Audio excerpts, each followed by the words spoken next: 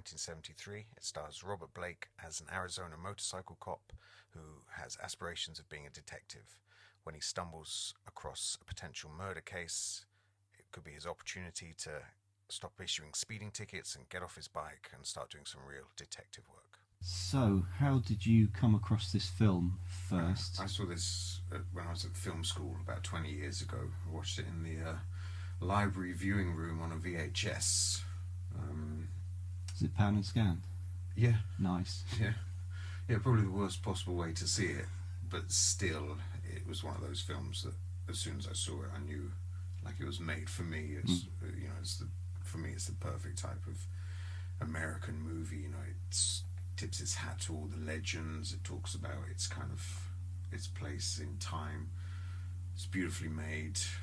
It's idiosyncratic. I really like it. I've probably seen it about 10 times. Wow. In the last 20 years. I was at film school 20 years ago. You?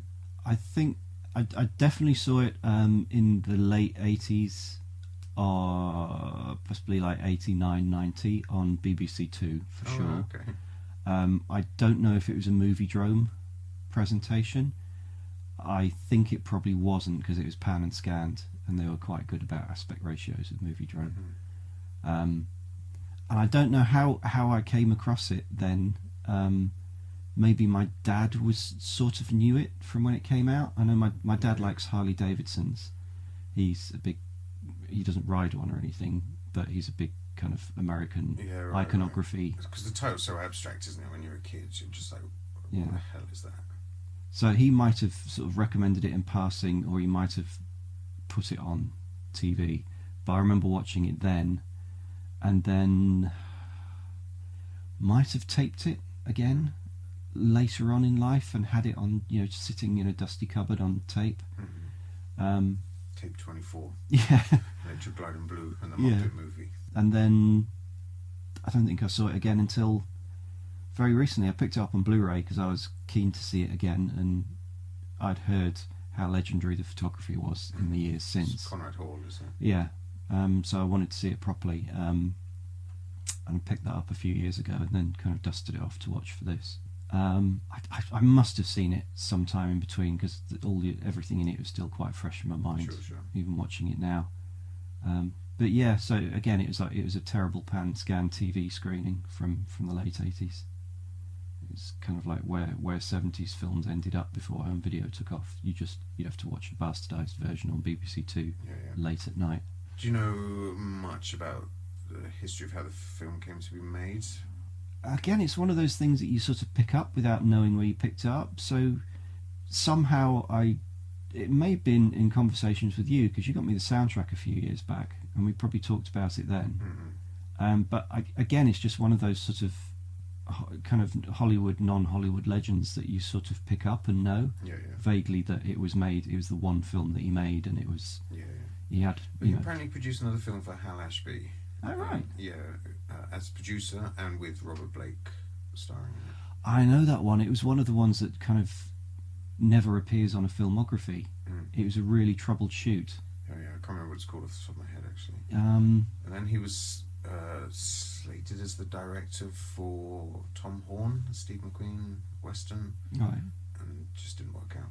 I can well understand the fact that he didn't have a film career, because I'd like to know more about him, just out of interest, because he seems an extremely organised and capable person who just juggles. Yeah, if you look at his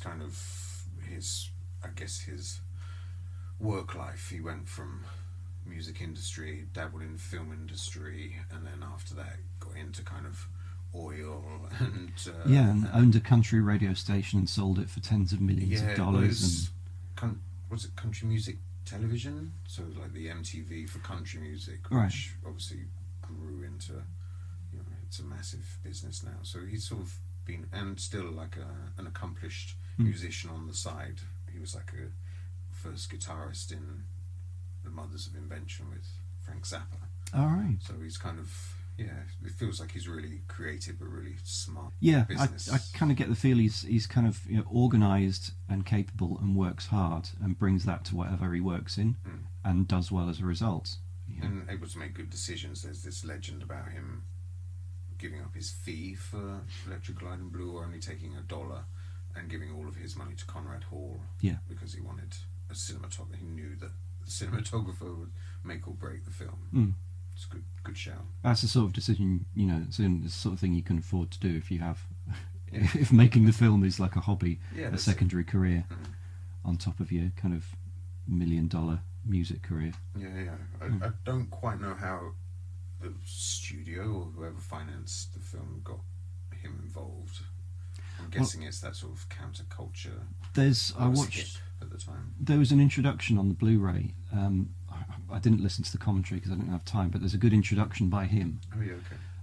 And he comes across on camera as extremely likable and pleasant and organised. And he says, I think, correct me if I'm wrong, I think because he knew Warner Brothers and he was kind of from Chicago. Yeah, and he was sort of organising music or something for them. I think at that time, post Easy Rider, the studios were giving out like $1 million to young filmmakers to make movies, and that was I think Universal kind of offered him make a movie, and he was one of those. It's the same sort of thing Warner's were doing when Coppola set up Zoetrope. Oh yeah, okay. They said we'll give you 5 little $1 million budgets to make movies, and we'll see what happens.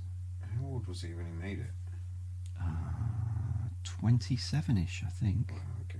Yeah, and it was just one of those things. That's what was happening in the film industry at the time. After Bonnie and Clyde and The Graduate and Easy Rider, particularly, it was just there is a youth market. We can potentially make low budget movies, and they'll be hits if the subject matter's right. So let's tap some hip people to make movies.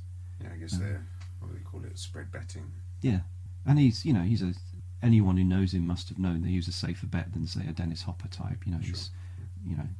I think that the proof is in the movie itself. You give somebody highly organised the chance to make a movie, and they'll make an extremely well-made movie. Yeah, it's really solidly crafted, isn't it? Yeah. It ties together. I think some of the reviews at the time said it was quite uneven, but I think with a character study like this, maybe the narrative and the plotting's uneven, but it's secondary really to this picture of this part of America and the American dream. Well, I think you have to kind of take the reviews of the time with a pinch of salt, because they also call it fascistic, didn't they?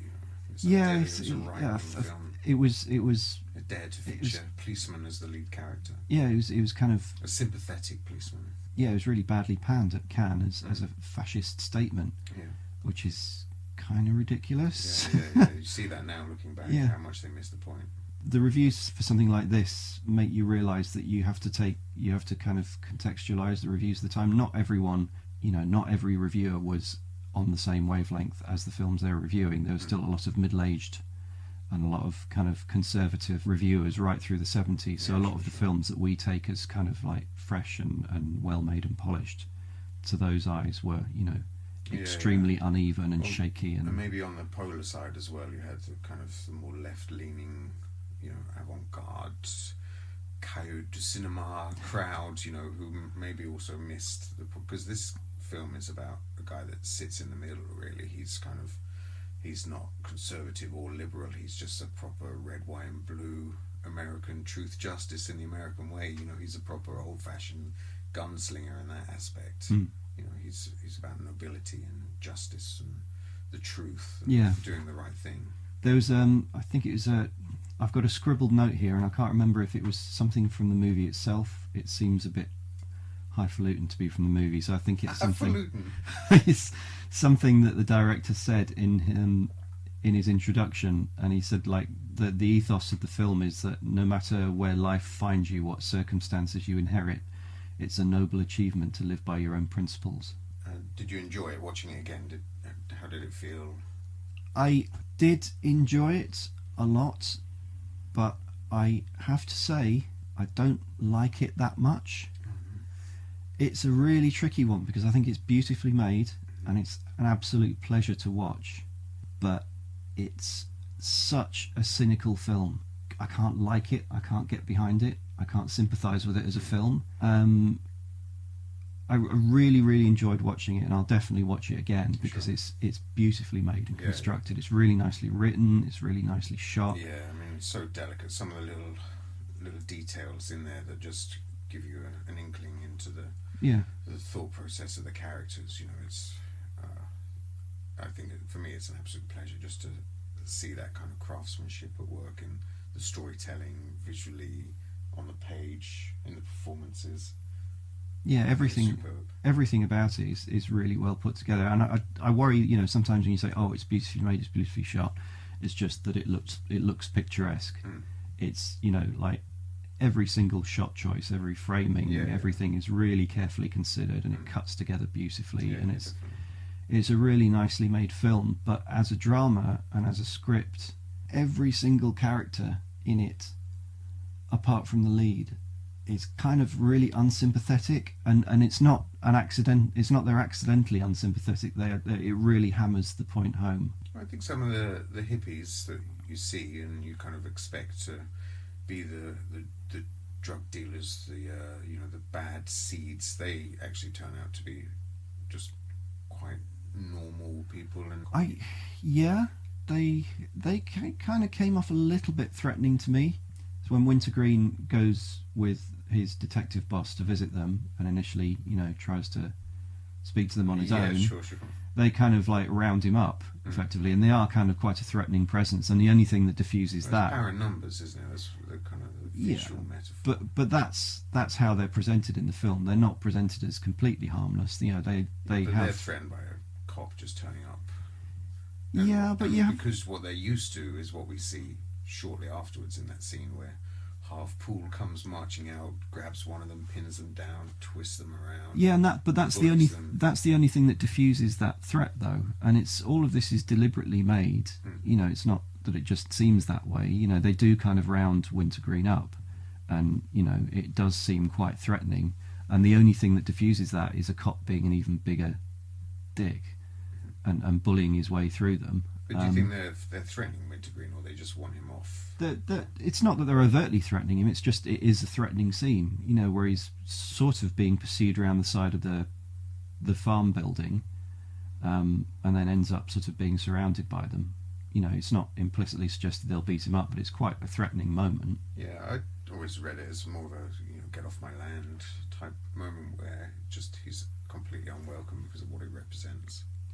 But they're the only characters who are even remotely sympathetic, and you can say that obviously we are going into massive spoilers here because we're assuming that you've seen the film, so Yeah. we are sort of going to spoil the ending for you. Yeah. But there's the pleasant, amiable hippie who Wintergreen's partner tries to set up. The guy from the camper. Yeah, in the VW camper van, who's portrayed as quite harmless and a victim of Yeah, he's just making posters and tie-dye shirts and he's peace buttons. he seems like the most sympathetic character in the film until the end, when he turns out to be harbouring a murderous evil hippie who then kills the lead character. So that's the only real sympathetic character in the film, apart from the lead. Turns out not to be sympathetic, and everyone else around Wintergreen is just really unpleasant. You've got Billy Greenbush as his partner, playing the Billy Greenbush part of the asshole best friend. Yeah. The same part He's he great plays as in well. absolutely everything.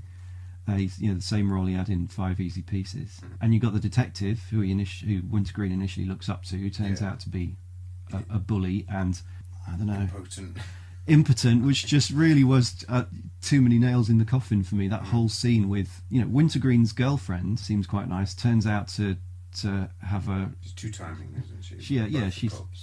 she's also seeing the detective, and she goes into an extended rant about how disappointed she is with basically everything in her life, and then reveals the film is about these people that are kind of heartbroken and isolated, outside of the big cities, stuck on those long roads that weave across the back of America. You have Monument Valley, this iconic space, but the roads that wind through it, and those small towns that were built maybe to facilitate the cross-country travel, were all bypassed by giant highways at this time, weren't they? They were just, those towns were dying at that point. I don't know. I don't get a bigger picture sense of it like that. I'm just sort of No, it's not. It's like a small portrait of, you know, sad, lonely people that are stuck out in the sticks. Mm. It's a bit like Cars. Have you ever seen Cars? I haven't seen Cars, no. It's kind of about the same sort of thing, about all these cars in a little town that used to be thriving on the Route 66, and then the big highways bypass it. This is a great companion piece of Pixar's Cars. Yeah. I don't know, I think you can do sort of small, lonely town people and still make them sympathetic. You know, The Last Picture Show is brilliant Yeah, at that. true. But, I kind of ended up hating every character except for Wintergreen. I really like them all. I think for all of those reasons. I think maybe not like as friends, but I like to see them on the screen. You know, to see that kind of depth and pain and the frustrations and how all of those characters interact. You know, I find it all like credible and quite satisfying. I just found it a little bit stagey with the kind of reveal of the detective being weak and impotent and everything, because he is portrayed as, you know, extremely a giant, and he's competent, and you know, when he finds the drugs in the shack, there's that brilliant bit of detective work. Yeah, exactly. Yeah, but then it's this extremely clunky scene which literally tears him down, tears him to pieces, and then he kind of. But it also builds Wintergreen up as well. This little fellow, he's like 5'2" or something, and the way she talks about him being able to have sex like 3 times in the morning, you know, and that's the last thing he needs is to suddenly have the scale shifted with this kind of his idol cop that he's shadowing to suddenly be pitched as the bigger man. Yeah, and overall, you know, within the world of the film, Wintergreen is just such a lovely guy. He's a really nice character, and there's, you know, even the scene where he's kind of queuing up to get something from the snack van in the middle of the desert, truck or something, yeah. And he's flirting the 2 girls behind him in the queue. You know, it could have been quite a sleazy scene, but he's just so polite and sweet and lovable, he's and really doesn't. Charming, isn't he? He's genuinely charming. But the film kills him at the end, and then you also have, you know, the real world knowledge that Robert Blake's not really a very nice guy. Ever. Well, it's alleged, isn't it? I think he's sort of been in and out of. Throughout his entire career, though, throughout the 70s, you know, he's a tough person on the set of Beretta, and he was really difficult on the Hal Ashby shoot, and then, you know, to have allegedly had his wife murdered later in life. It's a little bit weird. It's just a film that kind of is about a lovely character, but it's just dripping with cynicism and unpleasantness. I don't really see much of him. I don't think I've seen him in anything apart from, what's the David Lynch film that he's in? Lost Highway. Yeah, so he rocks up in that for about 5 minutes, doesn't he? Yeah, he's amazing in that. Super creepy. Yeah. He's I've only just recently seen In Cold Blood for the first time. I haven't seen that. It's absolutely brilliant. There's a couple of films I've seen too late in life, the last few years, which are heralded as masterpieces, and then you watch them, you think, oh, why didn't I watch that sooner? It's a masterpiece, and that's one of them. You can take Star Wars out of your top 10 now, put something proper in. But yeah, In Cold Blood, he's great in that. Does it predate this? Yes, I think it was his breakthrough. Wasn't he a child star, actually? I think wasn't he in like, I don't know, one of those American Sandbox Kids or something like that. I think he was a child actor and then changed his name. Yeah, so that it's a real pain pleasure for me, the movie, because I love watching it and I love the way it's made. Bittersweet. But I just think it's a bit cold-hearted. No, I can see why you'd say that, but I think all of the things that you're pointing out that leave you cold are all the things that give me pleasure. And for me, like, every scene in this film is well considered, and I really love the details in them. I like the first thing we see is this, what appears to be a suicide, with the shotgun being braced on a chair and some string pulled around the trigger, and it feels like somebody's cooking their last supper. And it's really nicely put together sequence. Yeah. It's just a handful of different angles that you alternate between, and you can, you know. It feels like from the outset you understand exactly what's happening, and then you slowly get more and more confused because, like, the temporal spatial relations are off, aren't they? Yeah, and shots seem to be out of sequence. Yeah, and then there's like a suicide, and then somebody's still moving around, but because essentially it's 2 old men dressed exactly the same, you don't even know who's who. And I think for the first time you see it, you're just left confused. You don't know what you've seen. I don't feel like you've seen a murder at the end of that sequence. I feel like I don't remember first impressions from it because this is probably like the third time of watching the movie, but it did feel like it was how can I put it? It was setting out a mystery very, very clearly for you, and it wasn't trying to confuse you. Yeah. It was giving you all the pieces you need. Because the sequence to me sort of still sits in my mind as just a handful of like 4 or 5 different angles that you go between of these different preparations being made, and then when you think the sequence is complete, then one of those angles continues to play. Yeah. And you realise, okay, well, this is not quite what I was watching, but I have enough pieces here, and I'm sure it'll work out later in the movie. That's it. It doesn't feel kind of confusing or upsetting in any way. It's just really nicely handled. Mm-hmm. Yeah, and it's kind of telling you to just look a bit closer as well as the film plays out. Every scene kind of has that detail. And then after that we get the slow fade in from black and white onto from Monument Valley in black and white, fading down into colour as the film kind of begins, and we see the Volkswagen camper coming along the long road. Yeah, it's apparently that idea of fading from black and white is purely just to pay homage to like the John Ford westerns. Yeah. That the filmmakers would have grown up watching, right, in black and white. So they were used to seeing Monument Valley in black and white.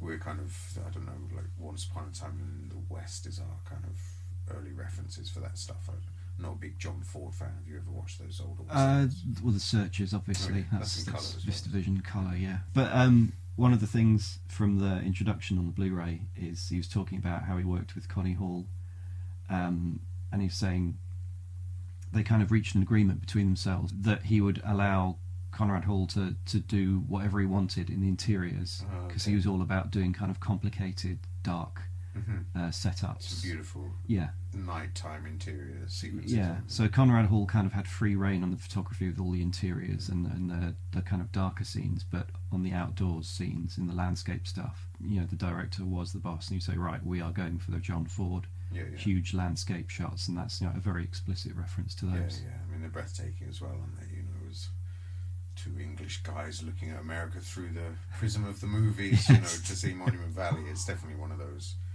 staggering, unique landscapes that is all about American history in film.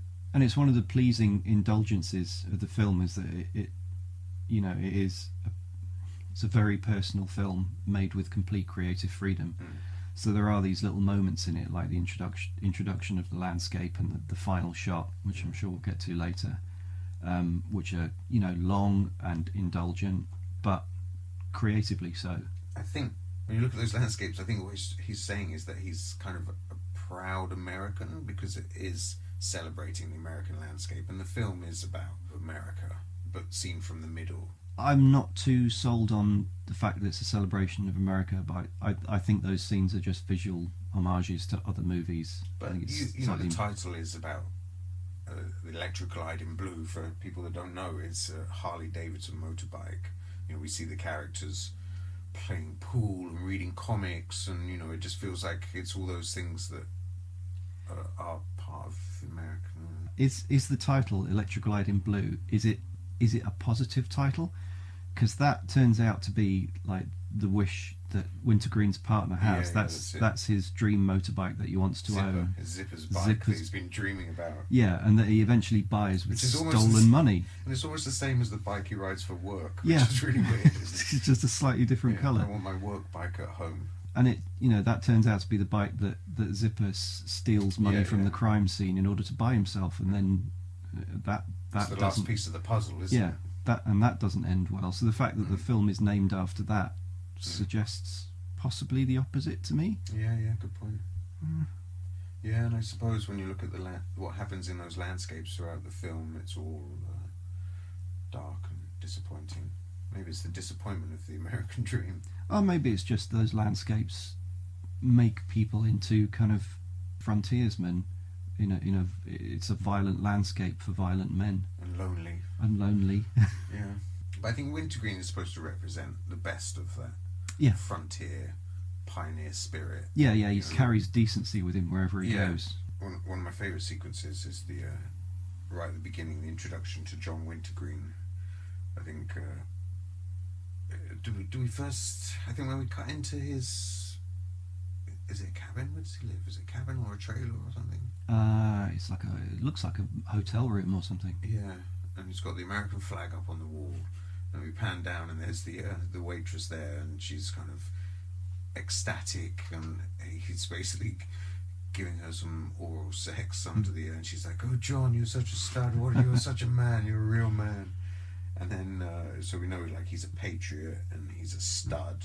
And then we see his kind of motocross trophies, so we know that he's kind of that American hero, you know, the kid who's good on the bike at school, you know. And but then he gets out of bed and he's doing his pull-ups. Did you notice this? As he's doing his pull-ups, he's got his white briefs on, but he's like his bum is going up and down over the trophy like it's shafting him in the ass. It's a really funny scene, and I think there's lots of those little kind of gags throughout the film. You know, it definitely makes me laugh visually, and also some of the character stuff. But yeah, the way later in the scene when he's getting dressed, it kind of focuses on his gun.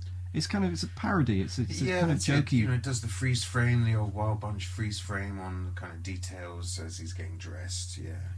But it undermines that as well, because he kind of does the whole uniform, the leather, the tight uniform, the badge polished up, and then he puts his sunglasses on and they're bright pink.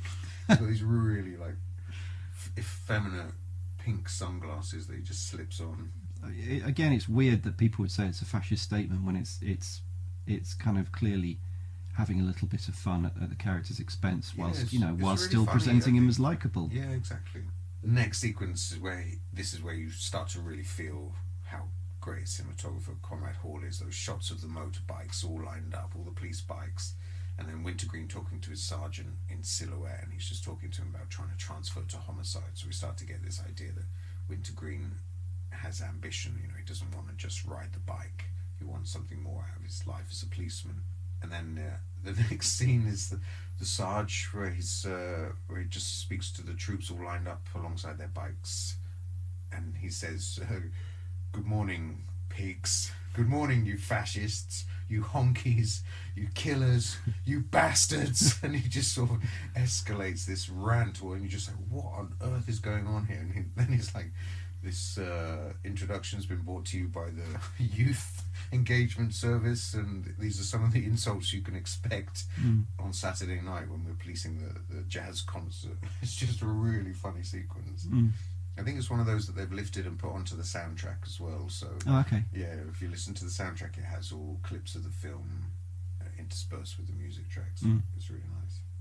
As that's happening, we see Wintergreen in context to the other police officers, and it's a really nice visual gag about his height. You know, the camera tracks across these kind of square-shouldered cops with their helmets on and their sunglasses, and then it just tracks straight across till you get to the top of his helmet, and it's just there at the bottom frame, and then pans down to him, and we see just how short he is. You know, he's probably even too short to be a police officer, but the trophies indicate that maybe he's like a local, you know, motocross bike hero, so he probably got a little dispensation or something. Yeah.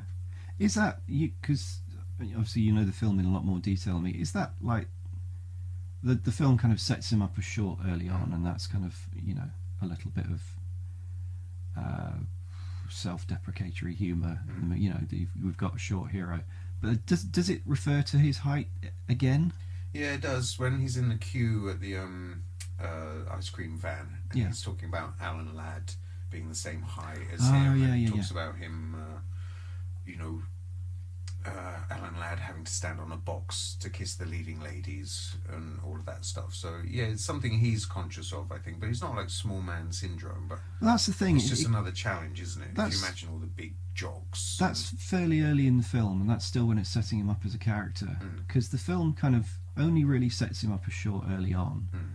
And if it was gonna, and this is good, this is a good thing, because if it was going to keep having jabs at him about it, I'd find it quite hard to swallow. Yeah, but it's something he's not hung up on it at all. Exactly, no, that's it. And for the rest of the film, you know, okay, you've established him, he's a short guy, but it's not an issue later on. And he turns out to be more than competent as a cop and as a human being throughout the film. So it's just, I think it's just another one of those little kind of. It's a great image as well. I think you've got the vinyl soundtrack, which we should talk about because it's like such a beautifully packaged soundtrack. But it's like a silver gatefold that doesn't have any writing on it other than that quote, "Me and Alan Ladd were the same height." And it's a gatefold that when you fold it out and look at the front and back cover together, it's just that long line of cops with him being short in the middle. That's it. It's beautiful. In fact, apparently that picture is on the wall of the chief in Hill Street Blues. The next couple of scenes are just Wintergreen doing the work. It's him on patrol, stopping people speeding violations. But again, I think what we see here is Wintergreen's morality. I love the first person he stops is a California cop hammering through the desert in a convertible with a beautiful woman on his arm. And he just flashes his badge at Wintergreen and expects to be let go. Wintergreen still writes him up, and the cop gets to write in his face, doesn't he? Wintergreen's like, "Well, look, here's my badge number. If you do have a complaint, please address it to my sergeant." And the guy's like, "You're a joke, buddy. You're a joke." It's beautifully played as well because Wintergreen is absolutely composed and in control, but he's also in awe of the cop. He's like, "Oh, you're a detective. I want to be a detective. I'm trying to get a transfer." I really like the way that Robert Blake plays it as well, because it's kind of written for laughs. The fact that he would do that and he'd do it so straight-facedly, and it's kind of deflating this detective's kind of pompous bluster and stuff, but at the same time it's played so straight and played so pure. You just end up loving the character at the end of it. Yeah, definitely. I quite like how that scene opens, where you just see this car racing through the dips on the highway, and then as it crests the hill, the motorcycle appears behind him. You have no idea where he's come from. I think even the California detective says that, didn't he? He's like, "Oh, are you hiding in a ditch, buddy?" or something like that. It's really good. And then the next guy he pulls over is a truck driver that's taking a truck that's too heavy for that road. He has to turn him around and send him on a massive detour around. And the guy's just trying to... And he has to give him a ticket as well, right? Yeah. The guy's just trying to find a sympathetic hook where they're both on the same page to see if he can get away with his ticket. And it turns out they're both ex-Marines. Yeah, both come back from Nam. Yeah, that's it. And the truck driver's like, "Oh, I'm glad I found you, brother," trying to just like play on his sympathies. And obviously doesn't know Wintergreen as well as we do. The truck driver's like, "Oh, there goes another job, like I can't hold down a job since I got back from Nam." Yeah, I'm really glad I found you. And Wintergreen says something like, I'm glad you found me too, because I'm going to tell you something now that it took me 6 months. Yeah, I'm going to tell you something. He's like, "How long have you been back?" It's like 6 weeks. And he's like, "Oh, well, I'm going to do for you after 6 weeks what it took someone 6 months to do for me." And he's like, "Yeah, what's that?" Nothing. Nothing. Yeah, I'm going to do nothing for you. But again, it's a testament to the writing and the acting, that something like that could have come off quite spiteful. Again, it just feels like strengthening the character. Yeah, and I think he's saying, don't look for handouts. This is America. If you work hard, you'll get. And we've all been to war, and it's an easy one to describe that way. But it's a tricky one to play. I can see a million actors just delivering the same lines and not getting it across. It's really on point, isn't it? And both characters are excellent as well. You feel like the heartbreak for that other guy who just like can't get his shit together. The next scene is like it's one of those classic Western scenes where you have the gunslinger stalking through the brush. The brush, is that it? What do we call that? The sort of mountainside. Yeah, it's the brush, isn't it? The brush, yeah. It just sounds weird, stalking through a brush. With the trees, and it's all kind of silhouetted, shot against the sun, and it's got the gun up in the air. It's a proper Western sequence, and then he's basically stalking his partner, the Zipper. So introduction to that character, who is a kind of likable douchebag. Yeah, it's basically Billy Green Bush. Although weirdly, we did watch Jericho Mile. Yeah. He plays the warden, doesn't he? He plays the warden in that, which is the first time I've ever seen him play a straight, respectable character. But I think when we first meet him, we do like him. You know, he's always packed lunch, and he's got his comic books, and he's just he's hiding in the shade. Likeable slacker, kind of that's it. lazy, kind of likeable bum in a uniform. Yeah. And he sort of takes a darker turn later on, where he tries to set up a hippie, just out of spite, really, and malice. And you realise, okay, this is not that likeable a character. Yeah, and there's also in that scene where Wintergreen's saying to him, "Come on, let's go on patrol. Let's go and chase somebody down. There's got to be somebody doing something bad somewhere." And Zipper's just like, "I'm staying here in the shade." And as Wintergreen walks away, Zipper like draws his gun and points it at the back of Wintergreen's head and tracks him down the hill. And there's a little bit of darkness lingering, isn't there? Yeah. And after that, they go for the ice cream. I love that scene. It's so good. It's brilliant. Yeah.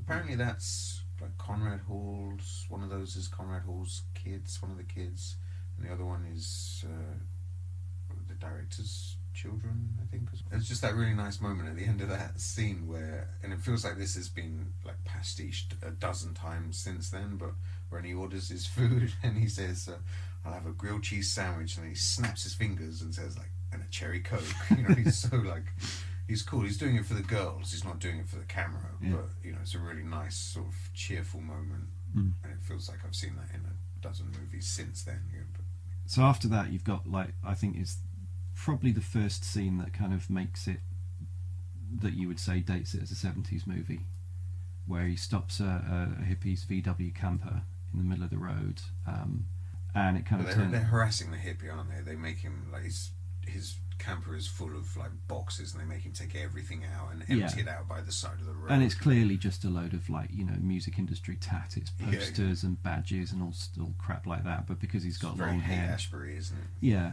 And he's like, "Come on, man," you know, doing the whole hippie act. But yeah, this is kind of like the first scene that I guess you could say makes it of its time. And it's the first scene that turns really dark, isn't it? This is where we get an inkling into Zipper's character when he starts harassing the hippie and plants drugs in his and tries to get Wintergreen to play along and discover the drugs that he's planted. And Wintergreen, I'm not sure how things proceed after that, because you know Wintergreen isn't going to play along and reveal drugs. I mean, do they still bust the hippie? I'm not sure, because basically Wintergreen just walks off, doesn't he? He's like, I'm not getting. He doesn't say I'm not getting involved in this, but he's just like, well, you know, this is your thing, and gets on his bike and drives off. But I guess, Zipper must just continue with the bust anyway, because Wintergreen says later in the film that he owes him one, that he owes the hippie one. So I get the feeling that the bust goes ahead, and it's just a bit of nasty, corrupt police work. But the very next shot after the camper van is the poster for Easy Rider. Yes, they're shooting in the firing range. Yeah, that's it. So you have this kind of you have Wintergreen riding off. You have this hippie left with Zipper, and then the next shot is literally Dennis Hopper and Peter Fonda on their bikes, and you just get a second or two to go like, "Well, that's weird," and then boom, like these big cannon shots going into it, and it's Wintergreen shooting at the firing range, shooting at the hippies. And I think, if anything, that's probably the sequence that at the time people reacted badly to. Yeah. I mean, it's one that you can you know, in the picture reality, you can, you know, write it off as it's not necessarily Wintergreen shooting at hippies. It could be any of the cops put that up, or just as a joke or something. But easy to misinterpret. Well, also it's a poster, right? So maybe it came from the hippies camper. Yeah, probably. I didn't think of that. That's probably it, right? That's what they're saying. So it did get busted, and they took his stash. Very clever. It's cleverer than I thought. And then, so at this point, we're almost like half an hour into the movie, and we still really haven't had any plot points. You know, we've just spent time with the characters and sinking into the world. And next, we're in the bar, and it's just cops playing pool, and really nicely shot sequence. So beautiful, just kind of panning across the bar and catching details and stuff. They're just chatting, you know. There's no big statements. Again, it's just reiterating this idea that Wintergreen wants to be a detective, and Zipper's saying to him, "Why do you want to do that? Like, we've got such a cushy life." Yeah, and he says he wants to get paid to think. Yeah, that's it. And he says, like, you've got to dream as well. He says dreaming's part of the game, right? And haven't you got a dream? And this is when Zipper talks about having like a nice big motorbike. After, you built up the character for half an hour, this is when the plot starts to kick in. And they discover the kind of crazed old man who everyone's familiar with, harmless old man in a state of shock running through the desert.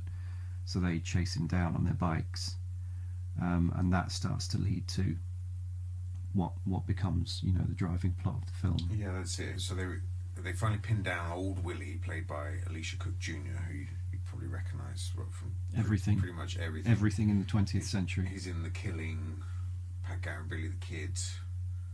What else did we say he was in? One-Eyed Jacks. One-Eyed Jacks. Yeah, I mean, it's one of the instantly recognisable faces. Mm. In a performance that Shane enjoys, but I think do he's not. great, yeah, he's crying, he's drooling, he's a proper. It's supposed to be like a mountain hillbilly type. He keeps talking about going up into the mountains. But he's just a harmless kind of old desert bum who's half mad and lives out in the desert and wanders the mountains, and everyone's familiar with him and knows he's harmless. He's a well-liked guy. Idiot, basically. Yeah, Well, but he's in a proper state. He's hysterical, isn't he? Yeah. It's interesting. Zipper gets to him first, and old Willie's talking about Frank killing himself in the cabin, and Wintergreen just gets the sniff of something and goes racing off, leaves Zipper with the old man. He's like, "You take care of him. I'm going to the cabin." Just ditches him, and there's a really nice sequence that follows with Wintergreen in the cabin, not sure what to do. He's faced with a dead body. He's not quite sure what to do, and so he's just narrating to himself. He's like, take notes, notes, and he starts writing down his observations. Yeah, he's just talking down his panic, isn't he? Yeah, that's it. Yeah, and they're pretty astute observations actually, and he thinks we don't know straight away, but he thinks maybe there's a homicide. But there's a brilliant scene that makes me laugh every time with the coroner's there, and he's just like, "Yeah, it's a suicide. Let's get out of here." And Wintergreen talks to him about or in fact he's saying to him, "No, you're wrong," and just says that he's interfering with you're tampering with evidence, and I'm going to make you an accessory after the fact in a murder case, and then they're just screaming and shouting at each other. It's so funny. But again, it's a funny scene, but it does. The coroner is rattled by it, and he actually does kind of eventually give in. And it's a really nice, kind of, yeah, because there's a bit of Wintergreen calls him a hatchet artist, which is really funny. And then the Wintergreen sergeant turns up and just picks him up and throws him out the door. And then the sergeant says to the coroner, he's like, what are we dealing with here? Is it a suicide? And the coroner just goes mental. He's like, I have to deal with this shit from him. Now I'm going to take it from you. Why don't you get the fuck out of here? It's a really funny scene. But he's rattled though. I mean, maybe I'm making the same point with every scene, but it does build up Wintergreen's strength of character that he's willing to take this guy on, and actually he does shout him down a bit. Yeah.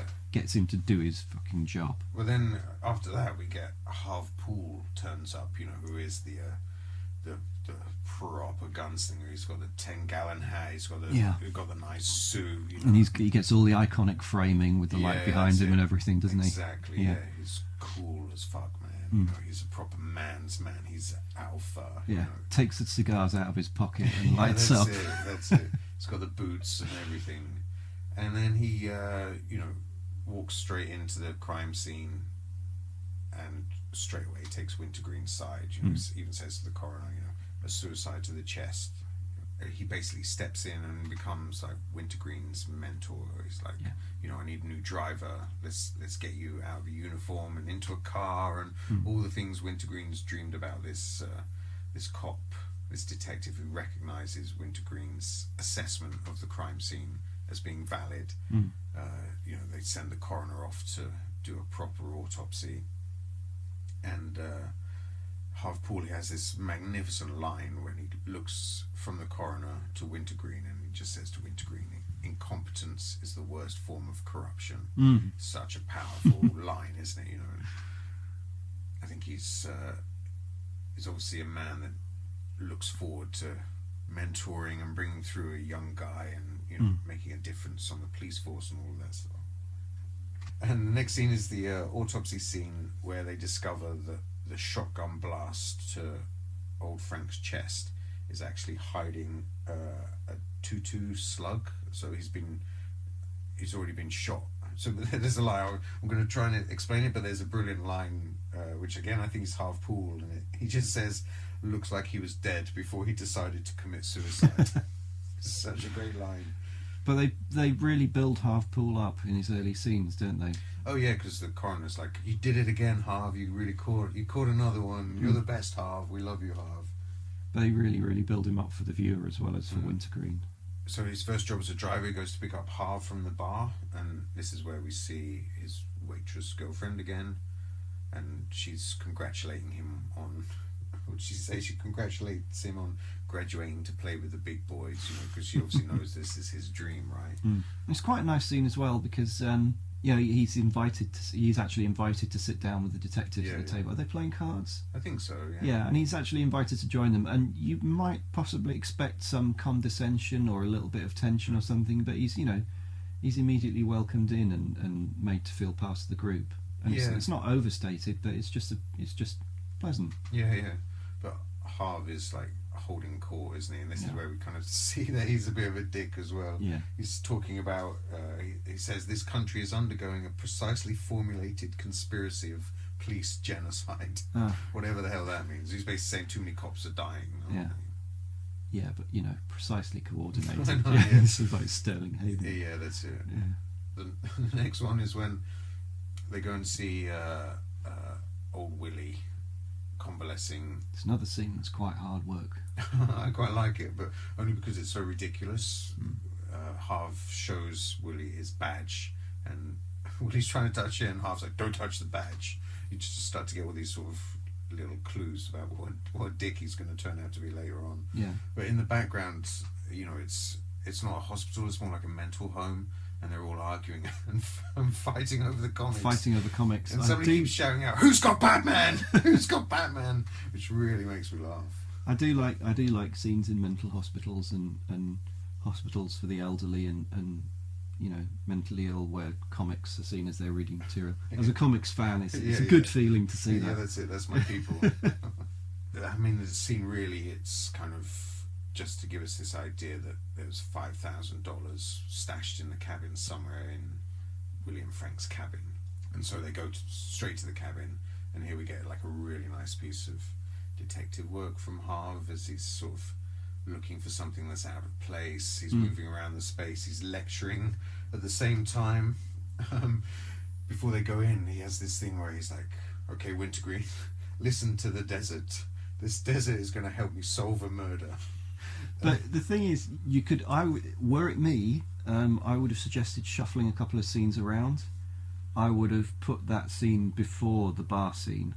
I would have had that discovery and that really good bit of Frank Poole detective work, because they examine the shack, and Poole is looking for something out of place. And finds like a religious icon statue, which he smashes open and it's full of pills. It doesn't Wintergreen say to him, "Are you religious, Harv?" And he's like, "My religion is myself." But that is a really good bit of detective work, and the scene wouldn't play so ridiculously if you hadn't undermined Poole a little bit in his kind of conspiracy theory thing at the bar. If you'd swapped it around. Do you think that's us looking at it with the prism of like 45 years? I'm just thinking in terms of the film's construction, it would seem neater to me to put the scene where Harv is a really good detective earlier on, before you start undermining him with his kind of paranoia at the bar. I guess then they'd maybe have to squeeze in another day in the timeline. And the next sequence is them going to the hippie commune, which I guess if that's, I always pictured hippie communes as being places where they've built like really nice, tents, and it should look like quite nice, and it's really just a broken down old farm, isn't it? There's like pigs everywhere, and really muddy, and it just doesn't look that nice a place to hang out. thought it'd be like a yoga retreat or something. You know, It says so much about you, Shane. It says more about you than it does about the film. But you know, communes are always, to me, about hard work. You know, from kibbutzes onwards, it's you know, it is physical labour. You go there and build something from nothing. You get that lovely tracking shot though, where so they've gone looking for Bob Zemko, who apparently his fingerprints are on the bust of Jesus that contains all the pills, the red uppers or downers, or whatever they are, that they find in the shack. In the shack. So I wonder how quickly they got those fingerprints processed. Mm. Maybe that was where they should have put the bar scene while they were waiting for the fingerprints. Yeah. Okay. Maybe we'll recut it. We'll break it down, recut it, and restore it to. If you're listening, we can save it. We can save your movie. We can save your movie. We've worked it out. Yeah. It's to do with the inconsistency on the speed in which the fingerprints would be processed. Yeah, yeah. Some 45 years later, we've finally cracked your movie. Cracked it, and we can save half pool. Anyway, so at the hippie commune. So yeah, there's a lovely tracking shot where Wintergreen's just looking from stable to stable, and it tracks all in one shot, and you have like all the pigs in the mud, and then you have these beautiful bikes all crammed into one space, and then the next shot is just like a hippie by himself in a stable, just like sat in the mud, and Wintergreen comes in to try and talk to him and just sinks into the mud. Pig shit. Apparently. Pig shit, yeah. Pig shit, yeah. But then this is for me where, because we were talking calling about him Little Chief, don't they? This is where for me we sort of differ about how the hippies are characterized, because you know, you say they're kind of positive characters in the film. I'm not saying they're villains to any at all. It's just they're not presented as, well, as you just pointed out, they're not presented as kind of ethereal or, you know, infinitely benevolent. They are just kind of like hardworking guys who don't really want this stranger on their land. I mean, yeah, you sort of talk about like communes and hippies and things, as one does. As one does. As one does, bloody hippies. And I'm just thinking about like Manson family, and you know, that kind of, you know, this idea of there being a counterculture movement that actually a darker side of hippiedom. Yeah. I don't know. There was that thing on Netflix about the was it Oshu? And you have, you know, Waco in the 80s. Maybe, and it was the one in Japan where they ended up dropping sarin gas on the underground. So maybe they should outlaw communes. Actually, maybe it's not a good thing to let people live outside of society's rules. I think anything outside mainstream culture should be banned. It should be banned and deported. Regulated. It should be regulated. No, but there is definitely an acknowledgement. I don't know if I'm leaning on it too heavily, but you get the feeling in this that hippies aren't, you know, which is possibly part of the feeling of the times, that hippies aren't all benevolent, ethereal, wafting, grass smoking lightweights. You know, there is a wide variety of people in every subculture. You know, there are some people who, I'm not suggesting these are heavies, but the scene is played in a way that they're slightly intimidating. Wintergreen is slightly intimidated until Paul steps in. Yeah. But then something completely different happens, and Paul is just revealed to be a pig. That's a bully fascist pig. Yeah. And it's a horrible scene. Yeah. The character just kind of crumbles completely within that one scene.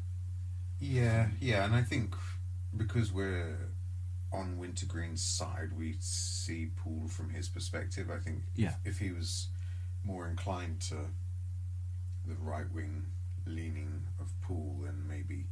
No, this is a moment for Wintergreen. This is a moment where he's absolutely sickened by it, and it's not the same as the previous scene with the hippie in the VW bus, where he's just kind of like, I think his strongest emotion is, Zipper, why are you being a dick? Come on, and just walking away from it. This time round, he's genuinely sickened, and he's lost. It's brutal. He's lost a hero, just in that one scene. But the problem for me is that the film, it demolishes Paul at that level and in that scene, but then you have this next. It's fairly soon after they go to the bar, isn't it? Yeah, it's the next sequence, because he's on a high from knocking around the hippies and getting a little bit of information, and moving further along in the case. Did you notice Nick Nolte in that scene, by the way? I did this time round. You told me about it before. Yeah. And it's pointed out as well in the introduction. There's a little freeze frame saying okay. he was a really kind of like enthusiastic kid, and he wished he could have gotten more of a part for him. Mm-hmm. He did all right, didn't he? He did okay. One or two things I think maybe a few people have seen. But then the entire following scene is the one that I have the biggest problem with. This is like the death of Harv Poole, essentially, isn't it? Well, he's already dead, and this scene just kind of like lays his corpse out and pisses on it and spits on it, and it doesn't do any favours to the female character it's giving a scene to either. It could have been written a completely different way. It's basically the only female character in the film, apart from a few kind of passing hippies. Yeah, sure. And she's, she comes across fine in the earlier scenes, but she's given this horrible kind of drunken, out of nowhere, desperate, my life has been a terrible disappointment. Oh, and by the way, Frank Poole is impotent. It's just, come on. I mean, you've already demolished a character to do it at that level. Yeah, I know everything that you're saying. I kind of like but it. You like it? Yeah, I like it, and it sets up as well Harv, who at this point we don't like him going into this scene, and it just sets him up beautifully when he says, "I want to introduce you to a young lady that has brought a lot of happiness to my life." He's saying to Wintergreen, "Come and meet the woman of my dreams." And then when they walk into the bar, the bar's closed, she's paralytic, staggering around. But it's quite clumsily played because for me, I would want to see Wintergreen more on edge, and I would want for her not to let it out that he's also been sleeping with her. That would be part of the tension of the scene for me, and that just kind of slips away. It's just not really an issue. She's putting Harv in his place, isn't she? And I think that's kind of what the filmmakers are trying to do. They're trying to make sure that we know that they don't sympathise with Harv, so they're just bashing him down. Yeah, that's my least favourite scene, and it's for me decisively where the film kind of crosses the line in hating all its characters, or presenting a thoroughly unsympathetic bunch of characters except for the lead. I don't know why the girlfriend had to be so unsympathetic completely out of nowhere, and I don't know why the film has to demolish Harv in that way as well. I mean, I'm not like sensitive about his being impotent. It just seemed unnecessary when you've already killed the character. Like maybe impotency is something you're not comfortable. No, I'm perfectly comfortable talking about. Shut up! Perfectly comfortable. It just seemed like it tipped the film over the edge for me. It's the point where I realised, do I actually like this film? Am I, I'm enjoying watching it on a technical level, but I don't know. I really enjoy the pantomime of that scene, and the way she puts on the music and dances around and talks about brief history as a showgirl and working in the movies and all of the kind of grim reality of. Be interesting to know. Hollywood line. Be interesting to look into the actress's past and see if any of that actually applies to her career. Oh yeah, probably. Because a lot of the photos of her in her when she was younger look like the sort of thing, look genuine, So, after Harv has been cuckolded, he basically boots Wintergreen off the case, and we see the next sequence is him back on his motorbike, hanging around with Zipper. Yeah. His brief kind of flirtation with being a detective, given that it's a small world, that's probably his last chance maybe as well. So that's it, he's resigned to this reality of being on the bike, being with Zipper, chasing down but speeding. but not deflated. He's not feeling particularly sorry for himself. But he's seen behind the curtain, hasn't he? Yeah. It's that dream of being a detective and being in that world. He's seen the people that live there, and I think maybe he's got a lucky escape. Yeah, exactly. He's kind of handed back a poison chalice, hasn't he? Really, it's that it's not everything that he thought it was. So he's not necessarily gutted to be back on his bike and doing his job, which he does, and leads into a really, really good action sequence, Yeah, which so I wasn't expecting. Yeah, it just comes out of nowhere, doesn't it? Yeah. Because you think, oh, what's he going to do now? It's him and Zipper just sat there on the side of a mountain. Zipper's reading Wonder Woman, and then the motorbike gang comes racing past them, and Wintergreen spots Bob Zemko, who's the guy that they suspect has all the drugs and maybe has taken the money as well.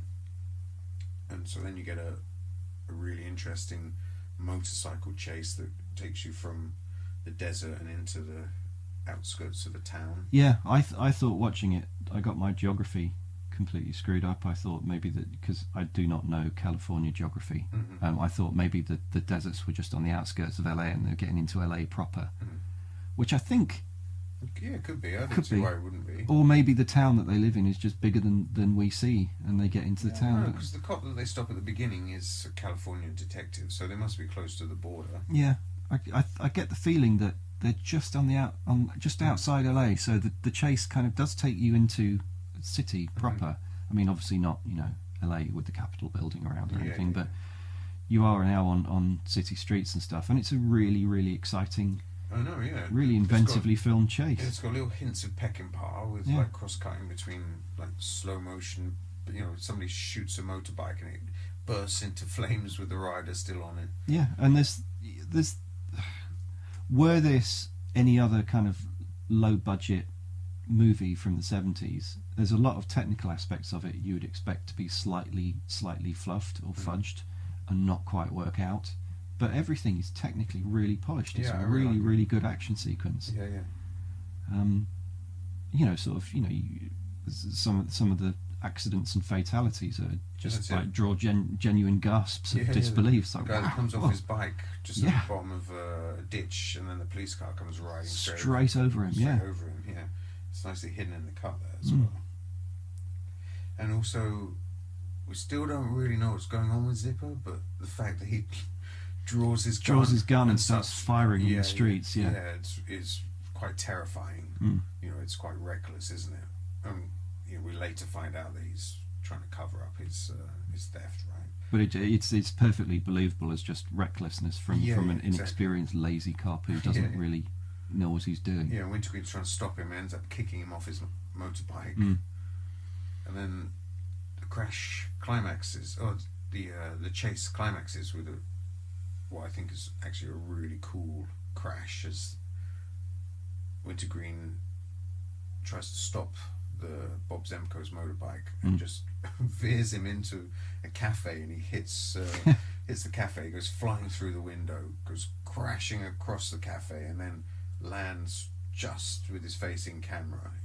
It's a brilliant stunt, and it looks like it's actually the actor doing it. Yeah. And if I'm right, the actor is one of the musicians from the band Chicago. Yeah, apparently Chicago appear. Well, there's a concert scene as well, just kind of shoehorned in a little, in which a lot of them appear. But they're all in it because they're all associates of the director. Yeah, he produced like Chicago's first 4 or 5 albums or something. And they were more jazz funk.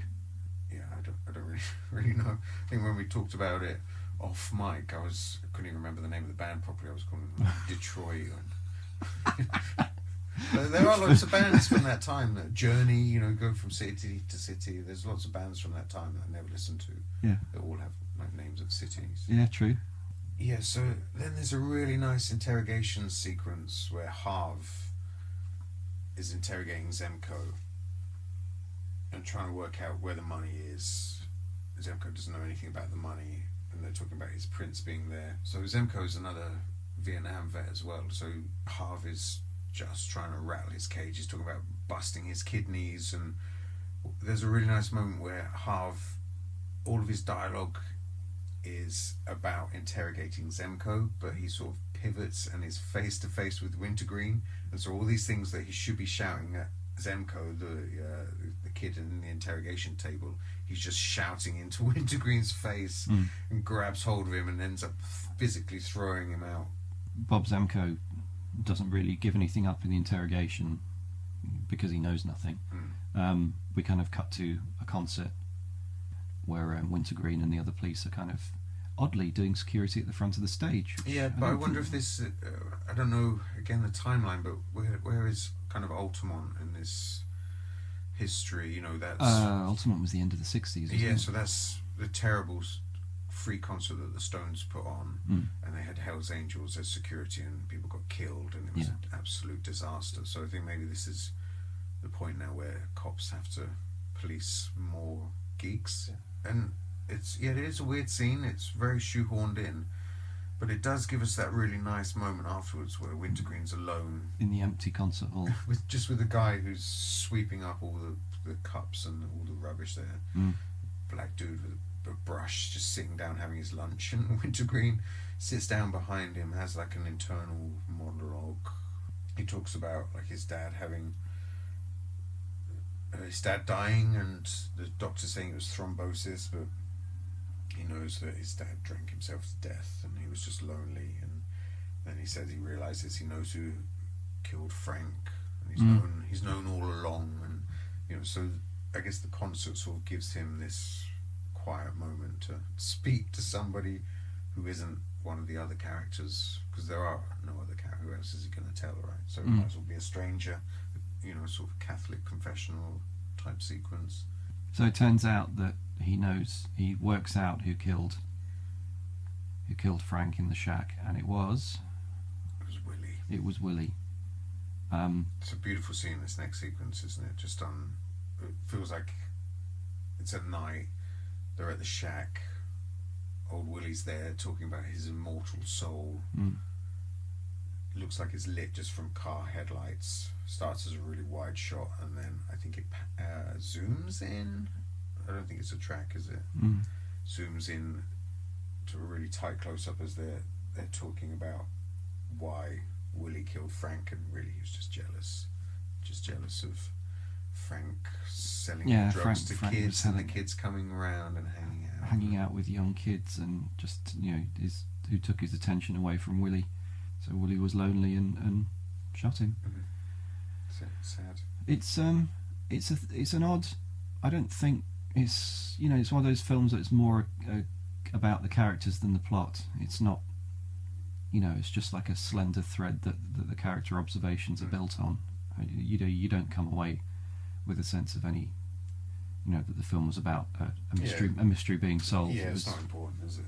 Obviously, Wintergreen's confronted old Willie. Willie's confessed. Yeah. So what's he going to do? Right? He's a good cop, so he has to call it in. Can't just leave him out here. And actually, it's probably the best thing to do. The most humane thing to do is get Willie some help. But like you say, the cops turn up. The cops turn up, which is Frank Poole and Wintergreen's immediate boss, who we've seen earlier in the film, and Wintergreen explains it to them. He's kind of, you know, upset by the crime, but it's played so low key. And I can think in 70% of other films, he'd have to shout down Frank Poole. He'd have to do some shouting down. Chest, you know, it would be a confrontation, but it isn't. It's just laying out the facts, and the fact that Frank Poole is quietly understanding and accepts that he was wrong. It's just a beautiful scene. It's really nicely played. Yeah, that's it. And Wintergreen just says to him, you know, you were wrong half. Yeah. You were wrong about this, you're wrong about that, you're wrong about the kids, you were wrong about Willie. In fact, you've been wrong about everything. But it's really nicely filmed in the dark. It's set, you know, it's in the middle of the night, so you're only crickets are chirping in the background, aren't they? But it's the thing is, campfire scene from a western or something. Well, it's not so much that; it's the fact that the only things that are illuminated are the faces of the characters. So you're absolutely focused on the exchanges between the characters. There's no distractions in the landscape or anything going on around them. You're just completely focused on them, and it's such a powerful scene because of that. And Wintergreen comes out of it, you know, he's right, but he's not smug. He's not pounding his fist on the bonnet of cars trying to make a point. He just makes his point quietly and politely, and then, you know, he's just straight down the line. Then he goes back to his life, doesn't he? You know, he sort of accepts his position. In fact, he goes off to see his Zipper, and he's like, well, you know, maybe this is his kind of friend, and he should spend some more time with Zipper. So we see him rock up at Zipper's caravan. This is something, again, I could have done without. I could have done without Zipper's descent into kind of in the scene that follows. it basically turns out that Zipper has stolen the money Mm. and bought himself this motorbike that he was dreaming about. And when it turns out that Wintergreen will have to turn it in, Zipper goes crazy. Copper, He's a so- proper copper. Zipper goes crazy and starts He's shooting. drunk, isn't he, Zipper? He's Yeah. drunk when Wintergreen gets there, so... But it just feels, again, it just feels a little bit over-egged to have to take it to those extremes, for Zipper to go crazy and start shooting people up, and somebody dies. you know? Yeah.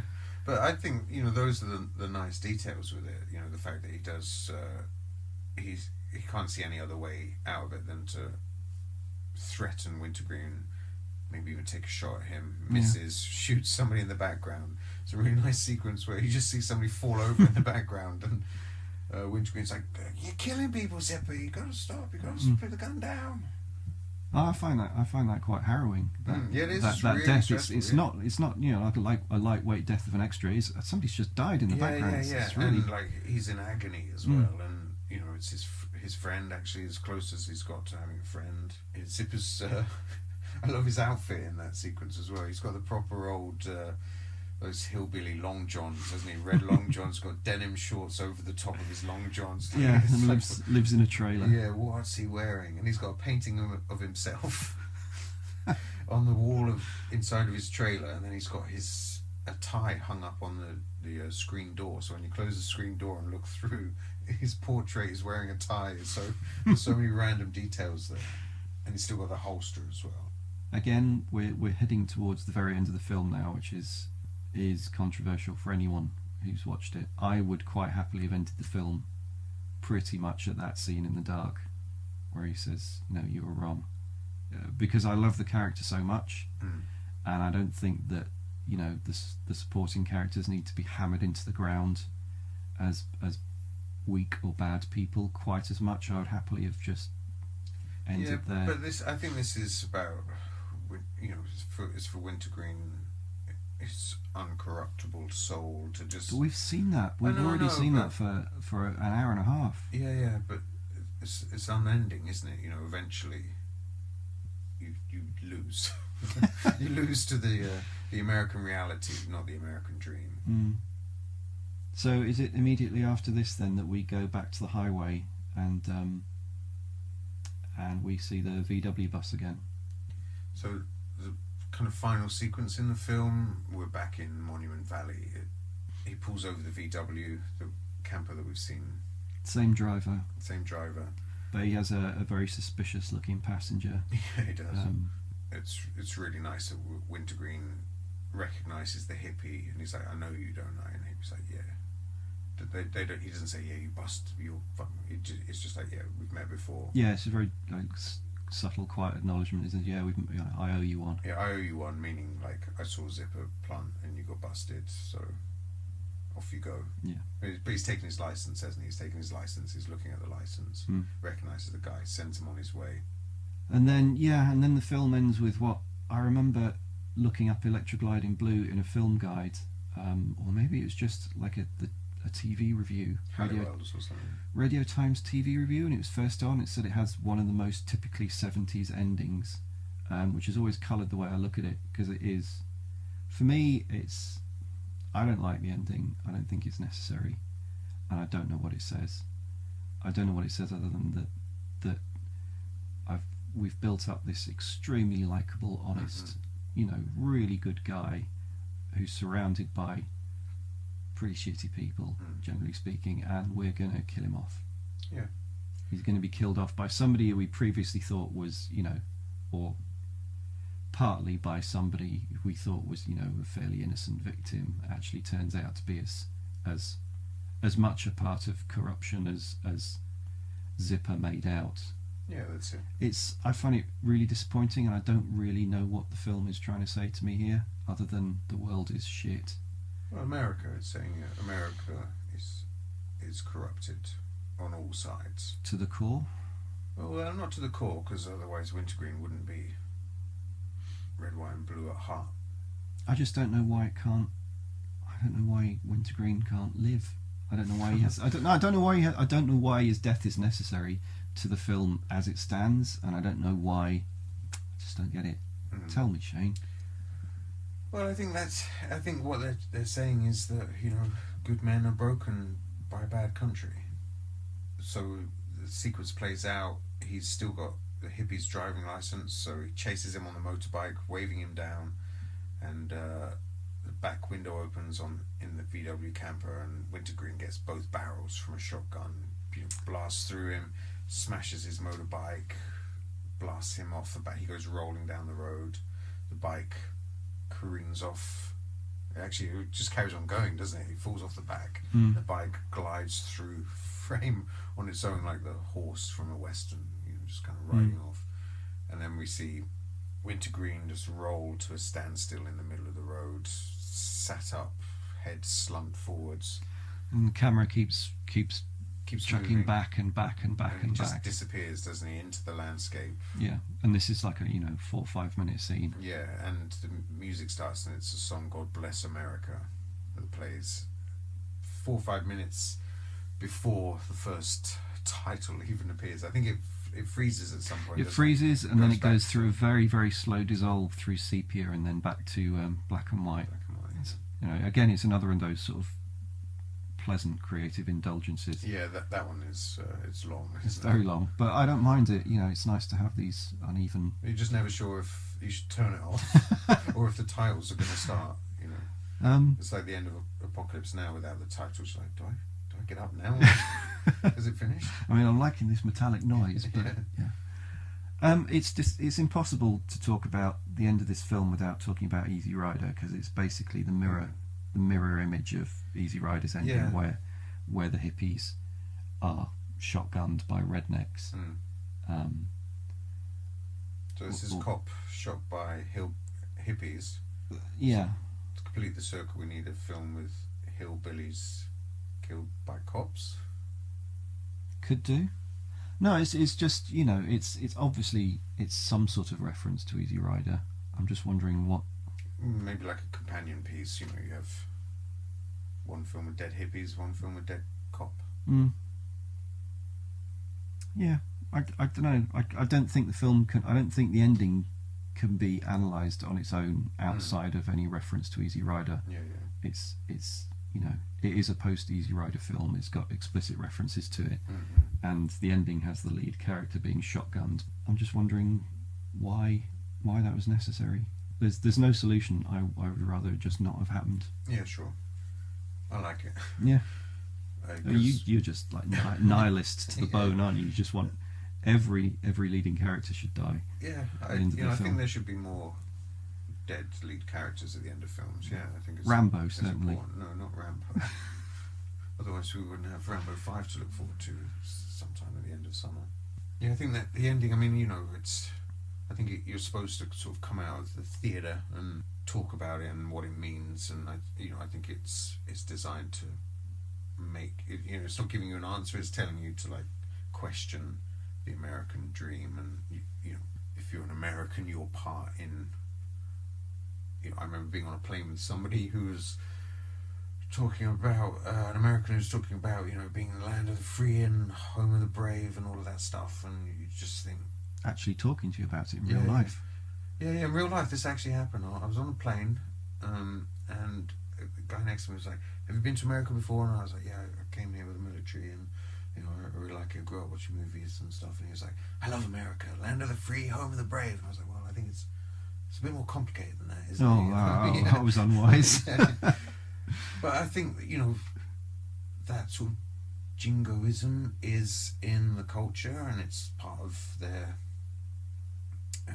the education there, and I think it's not questioned as much. Probably it's worse now than it was then, and it's just not a question or a dialogue that they have. And I think the film is trying to say, what is America? But I think that's what it's trying to just I think it's asking Americans to question which at that time in the middle of the Vietnam War and student riots, police crackdowns. I think it's just asking you to think about. I don't feel that at all. I think it's. I think if that were the case, then I don't know. Do you think it's just another cynical ploy on the part of the filmmakers to bum you out before you leave the cinema? I honestly think it's a fashionable bum out. I think that review that said it's very much a 70s ending. Mm. I mean, even though it's probably a very conservative reviewer for the Radio Times or something, did kind of nail it for me, because it doesn't work for me. I think the film, you know, as I said, is about, you know, a noble achievement to live by your own principles, which Wintergreen does, and he I lives think and dies by those principles. yeah, well, I don't see why it's necessary. I don't see why it's necessary for him to die, you know, by those principles. I don't think it's a brave ending, and I don't think it's a natural ending for the character. It just doesn't feel right to me. And I've no problem with, you know, characters dying in movies if it feels right, but this one just doesn't. I feel that we've unless you wanted to make a point about how that kind of nobility is doomed to failure in the face of, you know, corruption, endemic corruption surrounding you. But I don't think that's the point of the film. I think the point of the film is the complete opposite. It's that Wintergreen comes through and kind of overcomes all this kind of corruption and weakness around him, and he's untarnished by the end of the film. Yeah, that's it. So to kill him fairly arbitrarily, it just doesn't work for me. For me, like, he has to die like that because, you know, he's a good man that can't exist in that world of early 1970s America, with all of its conflict, yeah, and moral corruption. He's too heroic for the times. Yeah, that's it. Yeah, he's a hero. Okay, I can get with that.